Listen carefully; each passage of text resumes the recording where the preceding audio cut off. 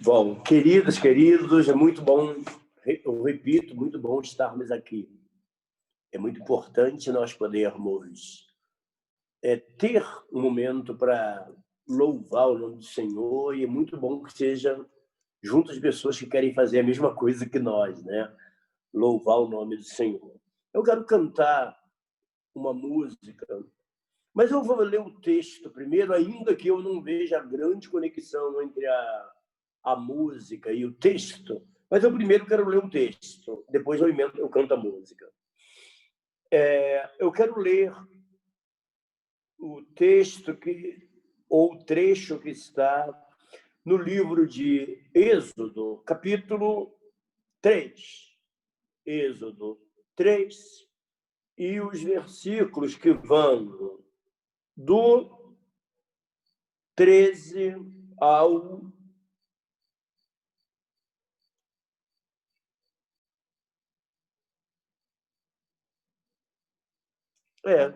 13 ao 15, bastam esses.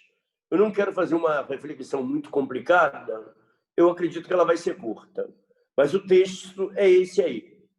Então disse Moisés a Deus: eis que, quando eu for aos filhos de Israel e lhes disser, o Deus de vossos pais me enviou a vós, e eles me disserem, qual é o seu nome? Que lhes direi? E disse Deus a Moisés: eu sou o que sou. Disse mais: assim dirás aos filhos de Israel: eu sou, me enviou a vós. E Deus disse mais a Moisés: assim dirás aos filhos de Israel: o Senhor Deus de vossos pais, o Deus de Abraão, o Deus de Isaque, o Deus de Jacó, me enviou a vós. Este é meu nome eternamente, este é meu memorial de geração em geração.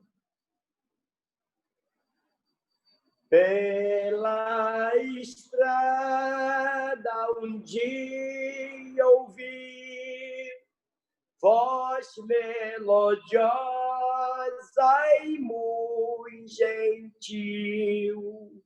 No céu eu estou a te preparar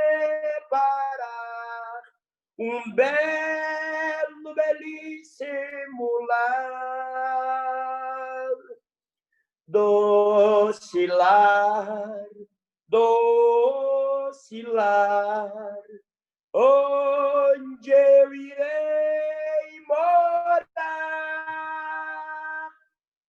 Avisto ao longe a cidade de luz, meu doce lar.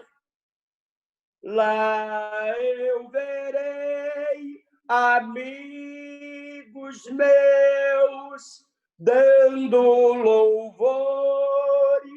a Jesus. Eu hei de adorá-lo nos altos céus, no belo, belíssimo lar. Doce lar, doce lar, onde eu irei morar.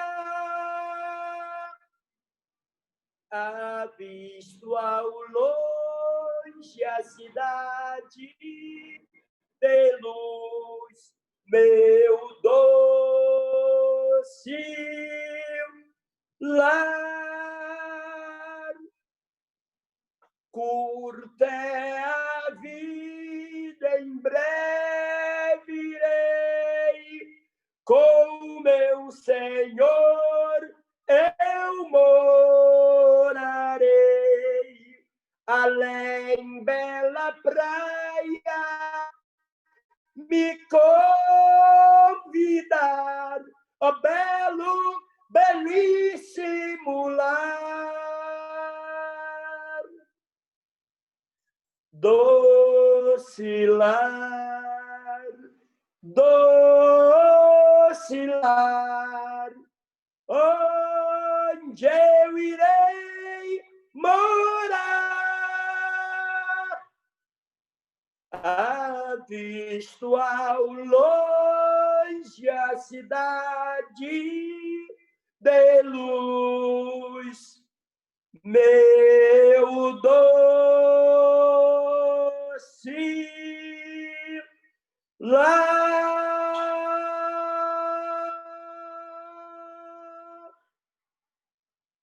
Glória a Deus. Eu gosto muito dessa música, ela me acompanhou por esses dias. E ainda que ela não tenha grande ligação com a palavra que foi lida, mas, de qualquer forma, fala de um êxodo, né? Que nós estamos agora percorrendo para chegar ao doce lar como povo de Israel também. E no início desse êxodo, Deus fez algumas coisas estranhas, né? Chamou um camarada que foi educado segundo uma teologia completamente diferente dos judeus.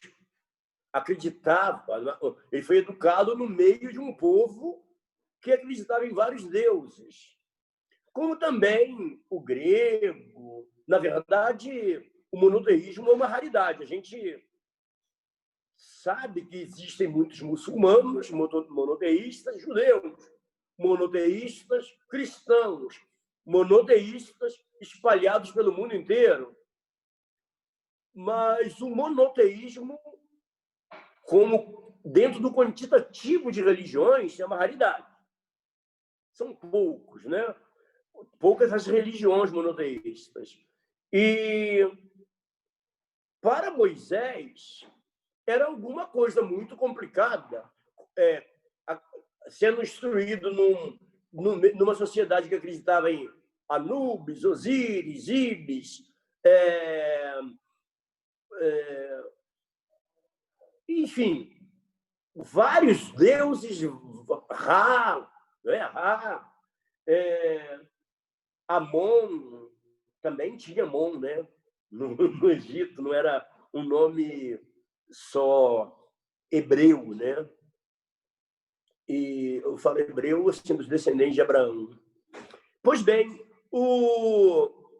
nós temos a ideia de que Moisés, até encontrar com o Deus que nós conhecemos, ele devia estar acreditando em vários deuses. E, normalmente, esses deuses, eles eram setoriais, deuses de uma coisa, Deus de um setor, Deus de uma atividade, Deus de um segmento. Eu não quero contestar isso agora, mas seja como for, para Moisés era uma grande novidade aquela pessoa que aparecia de uma maneira inusitada no meio de uma sarça ardente, e ele viu lá, ele estava em cima de um monte. Tinha um Deus que aparecia com uma voz num fogaréu que estava aparentemente sendo ateado a uma sarça que devia se queimar, devia se consumir, não se consumia. E se ele fosse pegar o nome desse Deus, teria que estar associado a alguma coisa que ele estava vendo ou sabendo. É assim que são dados os nomes da Bíblia. Isaac ganhou o nome de Isaac porque a mãe dele achou graça de uma revelação. O nome dele significa riso. Jacó teve esse nome porque o nome foi associado a uma coisa que ele estava fazendo, agarrando o pé do irmão gêmeo ao nascer, como se quisesse medir, apostar corrida com o irmão e usurpar até a primogenitura já ali no parto. Pois bem, hoje aqui no Brasil a gente consegue dar nome para as pessoas sem saber o que o nome significa. Naquela época não era assim. Se dava o nome segundo o atributo ou segundo uma coisa que se pretendesse que aquela pessoa tivesse. Benjamim, por exemplo, o filho caçula de Jacó, o nome dele seria Benoni, não é? Filho das minhas dores, nome que a mãe deu, Raquel, deu para o filho porque estava tendo dores excessivas e tão forte que até morreu no parto. Ele ia ter que levar a vida inteira arrastando esse nome. Jacó resolveu trocar, colocou o nome de Benjamim, filho da minha mão direita, porque a Raquel deu o nome segundo uma coisa pretérita e Jacó deu o nome segundo uma coisa futura, o que ele pretendia que aquele filho fosse no seu relacionamento. Então, ele desfez uma maldição que o seu nome iria arrastar e colocou uma bênção ali, tinha poder para isso. Então, era lógico que Jacó quisesse saber que Deus é esse. E se é Deus fogo, Deus sarça, Deus monte, que Deus é esse? Ele não sabia, ele não conhecia aquele Deus ainda. E não sabia os atributos daquele Deus para dar-lhe um nome, para atribuir-lhe um nome. Mas Moisés esteve numa segunda enrascada, que era o fato de que no meio oriental, naquela época, não era uma coisa muito elegante perguntar o nome. Perguntar o nome e a pessoa responder, quase sempre, demonstrava hierarquia. É por essa razão que, quando Jacó brigou com aquele varão, perguntou o nome e o varão não quis dizer o nome e perguntou o nome de Jacó, para que ficasse colocado uma ascendência ali. Alguém superior a mim está se recusando a dizer o nome e ainda está perguntando o meu e, pior, trocando o meu nome. É muita autoridade demonstrada nesse episódio. Teve uma vez que um dos patriarcas, eu não estou certo se Josué ou se o pai de Sansão, um dos líderes do Antigo Testamento, que perguntou também o nome de um anjo, e o anjo disse: por que você pergunta o meu nome, que é maravilhoso? E não disse o nome. Abençoou, mas não disse o nome. Então, não era muito interessante perguntar o nome das pessoas. Quase sempre, quando se perguntava ou quando se dava um nome a alguém, era porque a pessoa que deu o nome era superior àquela que ou respondeu ou teve seu nome mudado. Cristo, ao mudar, a dar outro nome aos discípulos, estava exercendo a autoridade sobre os discípulos. Nunca aconteceu na Bíblia de alguém abaixo dar um nome a quem estivesse acima. E Moisés teve aquele... ficou pisando em ovos ali. Em vez de perguntar qual é o teu nome, né? Porque, peraí, vai que esse fogo me consome aqui, é melhor eu pegar leve esse negócio, eu vou dar um rodeio aqui, vou dar uma volta. Fez igual o filho pródigo, né? Ao conversar com o pai, vamos dar uma volta aqui. Eu vou voltar, mas vou contar uma historinha, que senão o bicho vai pegar, sei lá. E ele fez isso com Deus. Olha, leva mal não, mas está me mandando guiar um povo aí que eu nem conheço direito, né? Eu nem conheço esse povo direito. Vou guiar esse povo e vou falar em nome de um Deus que eu nem sei quem é direito. Esse negócio tem uma chance enorme de dar errado. E o pessoal vai perguntar: seu egípcio, você é judeu? Vai guiar o povo de Israel? KKKKK. Tá legal. Então, já que é isso, que Deus é esse que mandou você? Ele ia ficar em altas. Tinha muita coisa desconectada ali, segundo a cabeça de Moisés.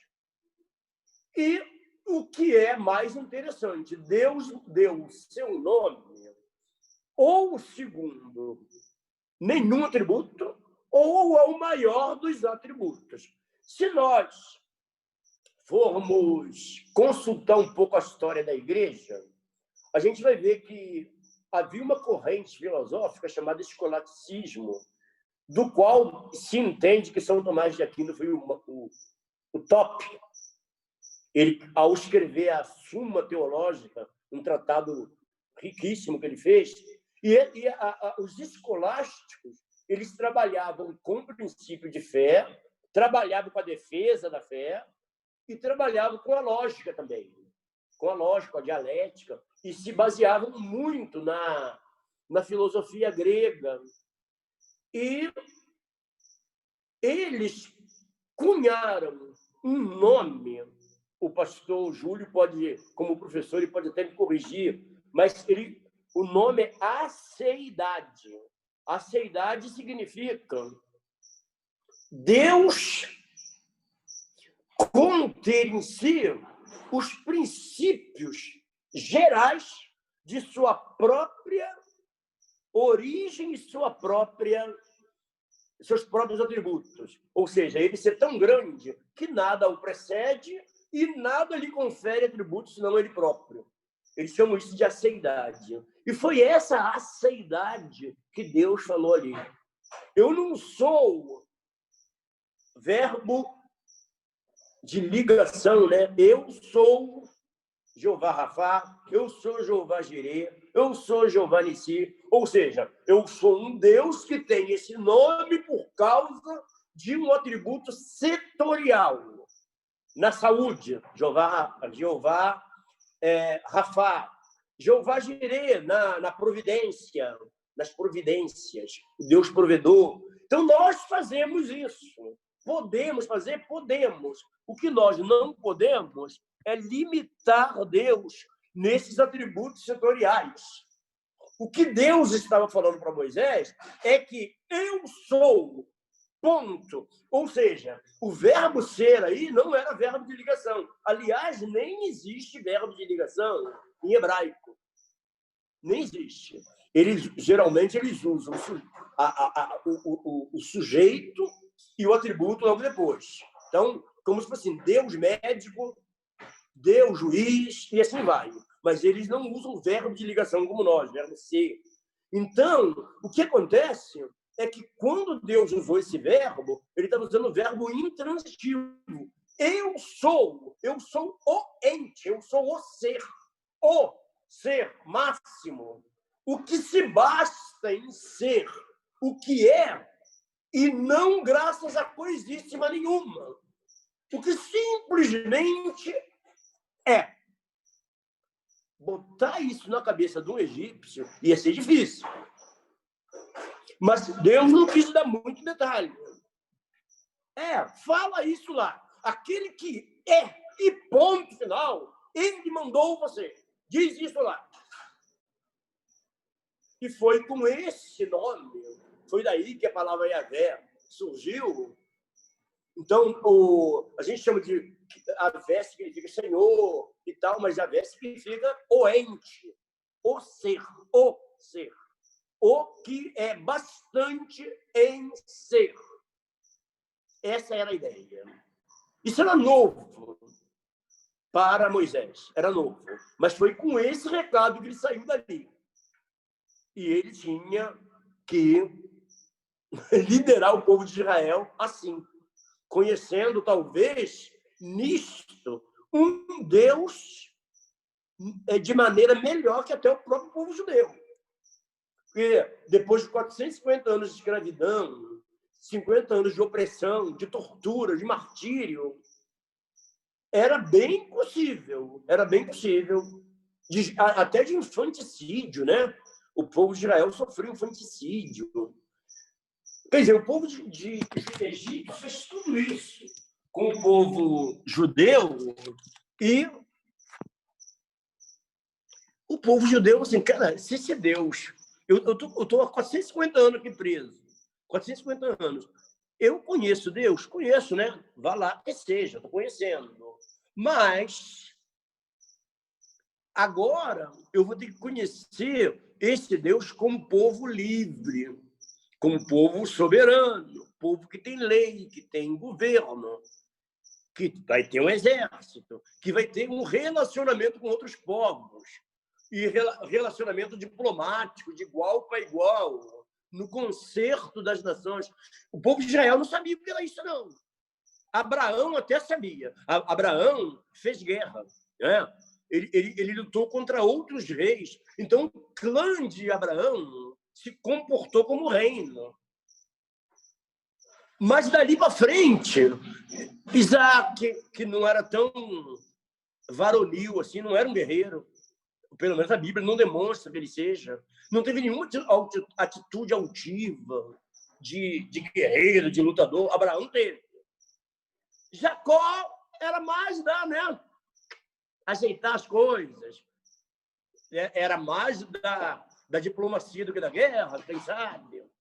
Mas dali para frente, os filhos de Jacó começaram a dar esse traço de varonilidade.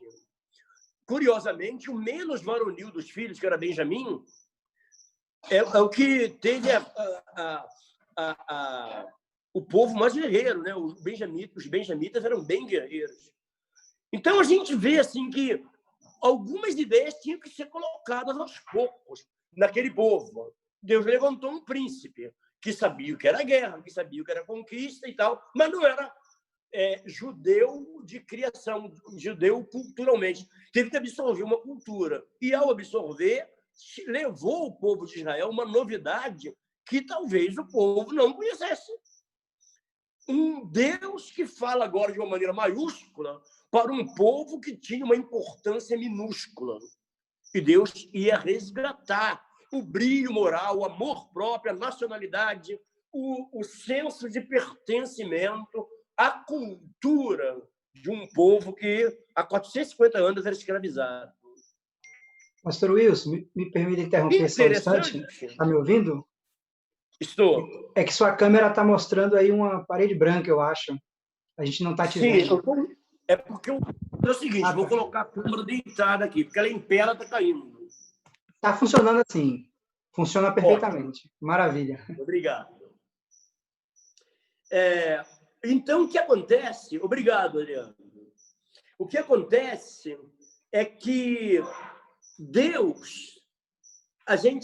Nós, como servos e filhos, temos um dilema para resolver. Eu tenho que me comportar como servo ou tenho que me comportar como filho?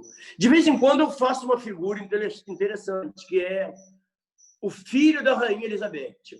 Honestamente, eu não sei como é que ele fala com a mãe. Eu não sei. Eu sei que na parada militar ele tem que fazer continência para a mãe, Sua Majestade. Nos discursos públicos, Sua Majestade, a rainha da Inglaterra. Lá dentro do palácio, eu acredito que rola lá um maninha. Maninha, como é que é, maninha? Então, eu creio num Deus mais ou menos assim. Que, em algum momento, ele é majestoso, glorioso. E é assim que eu vou fazer, uma continência para o meu Deus. E, em algum momento, eu vou me aninhar no colo dele e vou dizer, Abba, pai, painho, olha o Wilson aqui, olha, eu não tenho culpa de você ter me adotado, mas já que me adotou, vai me aguentando aí, vai me amparando, vai me amando. E o povo de Israel tinha que conviver com essas duas coisas. Com a majestade de Deus e com o senso de proteção de Deus, que parecem coisas antagônicas. Imagina Jesus virando para os discípulos. Ele é o Senhor, Jesus é o Senhor, não é? E aí ele fala assim, olha, eu não te chamo mais de servo, eu me chamo de amigos, porque o amigo conhece o que o outro quer. O servo não conhece. Então, a gente continua servo de Jesus, continua servo de Deus, mas ele confabula conosco, tirando a gente daquele estado de servo apagado, de servo anulado, de servo esmagado pelo seu Senhor, e trazendo para uma convivência bem familiar. Foi muito difícil o povo de Israel entender isso. Possivelmente, a caminhada de 40 anos, assim, talvez o grande desafio que Israel teve foi esse. Eu sou servo ou sou filho desse Jeová que Moisés trouxe aí? E Deus, ele mesclou essas duas coisas. Uma bela hora impôs a autoridade. E, em determinado momento, abraçou o povo, acalentou o povo, amparou o povo. ouviu o apelo de Moisés. Olha, eu vou destruir esse povo aí no lugar dele a partir de você, Moisés. Vou fazer um outro povo. E Moisés, não, Senhor, me tira do teu livro aí, mas não acabe com o povo. Vão dizer o que de você, Senhor? Ele deu um conselho para Deus, aquilo não era coisa de servo, aquilo era coisa de amigo. Ele confabulou com Deus, Senhor, vou falar um que de você. Olha, os caras estão dizendo aí, ó, Deus acabou com os egípcios, cadê esse povo aí? Cadê esse povo? Fez uma bagaceira lá por causa desse povo.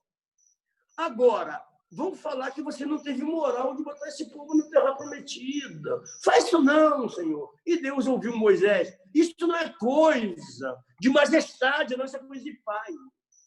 Isso é coisa de pai. Então, essas duas figuras de Deus estavam ali. Então, Deus, quando se apresentou a Moisés, praticamente ele deu um atributo majéstico. O que é que enviou? Pode falar isso. Agora, fala uma outra coisa. O Senhor, Deus de vossos pais, o Deus de Abraão, o Deus de Isaac, o Deus de Jacó, me enviou a vós. Isso aí não tem a ver com majestade, não. Isso tem a ver com família, com filiação de Deus. E mais ainda, com amizade. Porque Abraão foi chamado de amigo de Deus, porque creu num Deus que era majéstico, poderoso, Senhor, então ele acreditou. Aí Deus, olha, então você agora é meu amigo. Você agora não é meu servo, é meu amigo. Abraão, amigo de Deus, porque acreditou. Amigo de Deus, porque acreditou no eu sou. Acreditou nele. E Isaac, que não teve diálogos fabulosos com Deus como Abraão teve, noitadas com Deus, não teve isso. Ele se preocupou em seguir, se preparar para ser o pai de uma nação, e acabou sendo de duas, né? Edomitas e judeus, e Israel, né? Israelenses. Isaac, então, ele foi amigo de Deus também. Ele também foi um herói da fé. E Jacó é que foi a história mais fabulosa, não preciso contar aqui, mas a graça de Deus, eu acho, ela é muito estampada em Abraão e muito estampada em Jacó. A graça de Deus. Era para dar tudo errado naquilo ali. Aquela família era uma confusão. Gente torta eu nunca vi. Aconteceu de tudo. Teve gente traindo o pai, teve sogro tendo relação com a nora, e teve uma confusão doida, teve estupro, teve tudo naquela família. Tudo. Teve gente fazendo, passando por cima da ordem do patriarca. Ele fez um acordo diplomático com o reino. Teve um momento que Jacó se comportou como rei e fez um acordo com os siquemitas. E 2 filhos de Jacó passaram por cima desse acordo. Desrespeitaram o pai como pai e desrespeitaram como diplomata, patriarca, como magistrado de uma nação emergente, de um povo emergente. E, ainda assim, em cima disso, Deus fez um trabalho fabuloso e criou o povo de Israel em cima dessa confusão toda. Pois bem, gente, pensem bem o que é. Vamos recobrar aqui, para terminar, vamos recobrar essa história do nome, não é? O maior dá nome ao menor. O menor não deve, ou pelo menos é aconselhável que não pergunte o nome do maior. E vamos mais à frente dizer que os nomes são, na Bíblia, atributos da pessoa. É como se o nome só valesse pelo renome. É como se fosse isso. O nome valesse pelo renome. E Deus aceita ter um nome que nós usamos sempre aí. porque o Deus de Abraão, Deus de Isaac, Deus de Jacó está aqui. Os pregadores fazem uma festa com essa expressão, não é? Um nome que Deus escolheu para si, humildade de Deus, porque ele colocou sobre si, sobre si, ele que é o eu sou, e que naquele momento da frase ele não deveria dizer o seu nome, porque ele estava numa posição de majestade. Agora continua a fala com Moisés, dizendo e pegando para si um nome a partir de seres humanos falíveis, que erravam, que tinham falhas grandes, que eu não gostaria, não tenho tempo de falar aqui. Abraão teve falhas horrorosas, não é? Jacó teve falhas horríveis. E Jacó, esse nome que Deus deu aqui, ele só ficou completo o dia que Jacó viu a escada, né, daquelas famosas escadas de Jacó em Betel, anjo descendo, anjo subindo e tudo mais, vocês lembram dessa história? E Jacó, naquele dia, ele não se entendia com Deus, não. Ele estava fugido do irmão, ele estava achando que estava debaixo de maldição. Ele falou isso para a mãe dele.